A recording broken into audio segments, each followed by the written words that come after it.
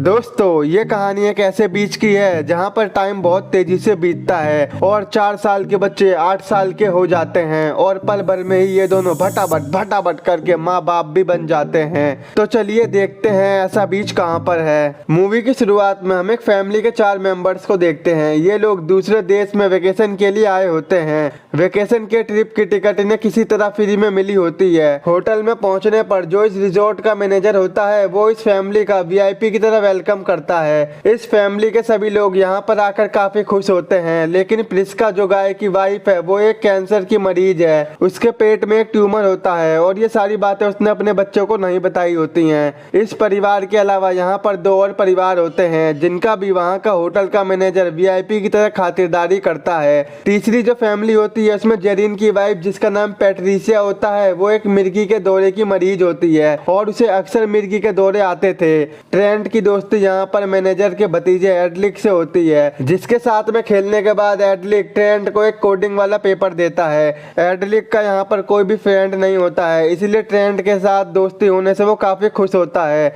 अगले दिन वो मैनेजर इन सभी फैमिली वालों को मजे कराने के लिए बीच पर जाने का प्लान बनाता है और वो इन्हें बताता है कि इस बीच पर कुछ ही लोग जाते हैं जो हमारे लिए खास होते हैं या फिर वो वीआईपीस होते हैं। ये सुनकर वो सभी काफी ज्यादा एक्साइटेड हो जाते हैं और अगले ही दिन बीच पर जाने के लिए निकल जाते हैं। इनके साथ ही एक और फैमिली होती है और ये सभी जल्दी वहां पर पहुंच जाते हैं। बस का ड्राइवर बस को मंजिल से पहले ही रोककर उनको बीच का रास्ता बताकर वहां से चला जाता है। अब ये सभी थोड़ा बहुत चलकर आखिरकार बीच पर पहुंच जाते हैं। ये बीच काफी मस्त और शानदार होता है और सभी बच्चे यहाँ पर खेलना और मौज मस्ती करना शुरू कर देते हैं। दूसरी फैमिली में जॉन और उसकी वाइफ क्रिस्टल और उनकी बेटी कैरा होती है। कैरा ट्रेंट और मैडॉक्स के साथ खेलने लगती है। खेलते समय बच्चों को इस बीच पर कुछ पुराने सामान पड़े हुए मिलते हैं। ऐसा लगता है कि पहले जो फैमिलीज यहाँ पर आई थी वो अपने सामान को ले जाना भूल गई थी। ट्रेंट हाइड एंड सीक खेलते समय पानी के अंदर छिपा होता है तो उसको वहाँ पर एक लड़की की लाश दिखती है, जिससे वो डर जाता है और चिल्ला के अपनी मॉम के पास जाता है।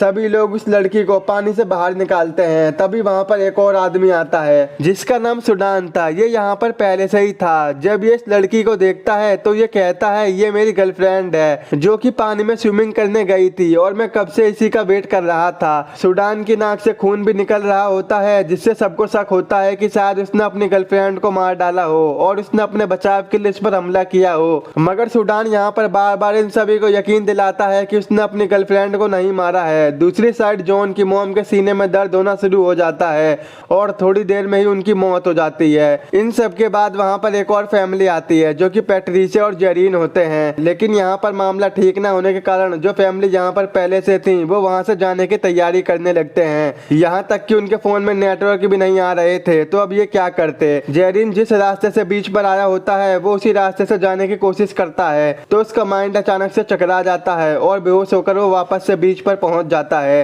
थोड़े समय बाद जब पैट्रिसिया और जेरिन मैडॉक्स से बात कर रहे होते हैं तो वो देखते हैं कि मैडॉक्स और ट्रेंट की उम्र अचानक से बढ़ चुकी है। वो दोनों 13 और 6 साल के थे और अब बढ़कर वो 17 और 10 साल के हो गए होते हैं। उनके मॉम डैड उनको देखकर काफी हैरान हो जाते हैं। उन्हें बिल्कुल भी समझ में नहीं आता है कि आखिरकार हुआ क्या है। जो लोग भी उस बीच से बाहर निकलने की कोशिश करता है वो दोबारा से बेहोश होकर फिर से बीच पर आ जाता था। यहाँ पर बच्चों की उम्र तो काफी तेजी से बढ़ रही थी। कैरा जो कि पहले 4 साल की थी वो अब बढ़कर 8 साल की हो गई थी। कुछ देर बाद सभी लोगों को पता चलता है कि यहाँ पर टाइम काफी तेजी से बीत रहा है, जिस वजह से सभी लोगों की उम्र बढ़ती जा रही है। जो लोग पहले से ही बड़े हैं उनमें तो ज्यादा बदलाव नजर नहीं आ रहा था, मगर जो बच्चे छोटे थे उनका शरीर काफी तेजी से बदलता जा रहा था। और यहाँ पर जितने भी लोग हैं उनकी फैमिली में से कोई ना कोई एक बीमारी से पीड़ित होता है। पैट्रिसिया को मिर्गी के दौरे होते हैं, प्रिस्का के पेट में ट्यूमर होता है, सुडान को भी एक रेयर बीमारी होती है जिससे उसके नाक से खून आता रहता है और जॉन को दिमागी प्रॉब्लम होती है। जॉन के मन में अचानक से कुछ ऐसा आता है जिससे वो सुडान के मुंह पर चाकू से कट मार देता है, लेकिन कुछ सेकंडों में ही वो बिल्कुल पहले जैसा ठीक हो जाता है क्योंकि समय के काफी तेज चलने की वजह से घाव तुरंत ठीक हो जाता है। वहीं प्रिस्का का ट्यूमर भी टाइम के साथ बढ़ता जा रहा था, जिससे उसके पेट में दर्द होना शुरू हो जाता है और देखते ही देखते वो बेहोश हो जाती है। प्रिस्का को बचाने के लिए उसके पेट से ट्यूमर को बाहर निकालना जरूरी था, इसीलिए गाय बिना देरी किए प्रिस्का के पेट से ट्यूमर निकालने का फैसला करता है। जॉन अपने चाकू चाकू की मदद से प्रिस्का के पेट पर कट मारता है, लेकिन वो 1 सेकंड से पहले ही ठीक हो जाता है। इसीलिए वो सभी एक आइडिया लगाते हैं कि एक तरफ हम लोगों के कट मारने के बाद हमें उसे खोल के रखना होगा। अब कट मारने के बाद में वो एक खरबूजे जितना ट्यूमर उसके पेट से बाहर निकाल लेते हैं और जरा सी देर में ही प्रिस्का ठीक हो जाती है। सुडान की गर्लफ्रेंड के मरने के बाद उसे एक कपड़े से ढक दिया गया था। जब सुडान उसे देखने जाता है तो वो तुरंत डर जाता है, क्योंकि अब उसकी केवल हड्डियां ही बची हुई थी। उसकी पूरी बॉडी डिकम्पोज हो चुकी थी। ये देखकर सब लोगों के होश उड़ जाते हैं। दूसरी तरफ एक टेंट में ट्रेंट और केरा एक साथ लेटे होते हैं। वो अब और भी बड़े हो चुके होते हैं। उनके शरीर के अंदर के हार्मोन्स भी चेंज हो रहे थे, जिसके बाद वो दोनों भटाभट कर लेते हैं। पर इन्हें कुछ भी नहीं पता होता और जैसे ही ये दोनों बाहर आते हैं तो केरा प्रेग्नेंट हो जाती है। उनकी फैमिली वाले ये सब देखकर काफी हैरान हो जाते हैं, मगर उन दोनों को कुछ भी नहीं पता होता कि ये सब कैसे हो गया। यही सब सोचने के दौरान यहाँ पर केरा का बच्चा भी होने वाला होता है, मगर केरा का बच्चा मरा हुआ पैदा होता है।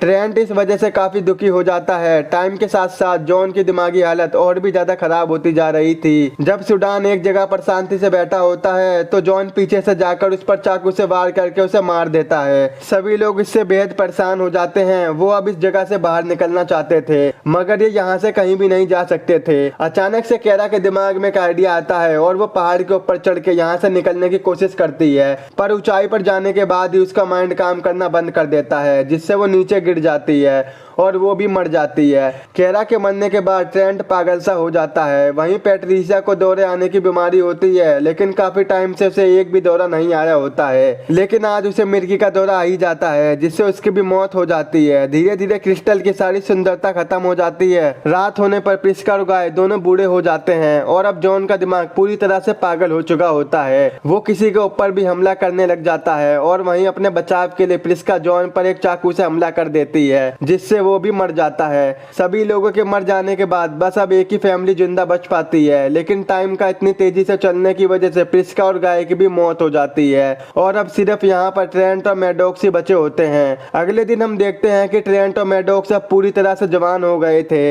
उनके पास अब 13 घंटे और बचे थे, जिसके बाद वो दोनों भी बूढ़े होकर मर जाएंगे। अब उन दोनों को बिल्कुल भी समझ में नहीं आ रहा था कि वो क्या करें, इसीलिए ट्रेंट मैडॉक्स से लास्ट बार रेत का महल बनाने को कहता है। महल बनाते समय ट्रेंट को अचानक से कुछ याद आता है कि मूवी की स्टार्टिंग में एडलिक के साथ खेलते समय उसने ट्रेंट को एक कोडिंग वाला पेपर दिया था और अब ट्रेंट उसे सॉल्व कर लेता है, तो उसे यहाँ से निकलने का आइडिया पता चल जाता है। वो दोनों समुद्र में जाते हैं और तैरकर वहां से किसी जगह पर जाकर बाहर निकलने का ट्राई करते हैं, लेकिन तभी मैडॉक्स का कपड़ा किसी पौधे में अटक जाता है और ये सारी चीजें एक दूरबीन की मदद से एक आदमी देख रहा होता है, जो कि बस का ड्राइवर होता है। वो फोन पर कहता है कि आखिरी में यहाँ पर 2 लोग बचे थे और अब ये भी मर चुके हैं। उसके बाद बस का ड्राइवर वहां से निकलकर एक लैब में जाता है और ये जो लैब होती है उसे जानकर आप लोग बिल्कुल ही चौंक जाओगे। ये जितने भी साइंटिस्ट और डॉक्टर यहाँ पर मौजूद हैं, ये सभी लोग यहाँ पर बीमारियों के इलाज की दवाइयाँ बनाते हैं, लेकिन किसी भी दवाई के टेस्ट के असर को जानने के लिए उसे सालों लग जाते हैं,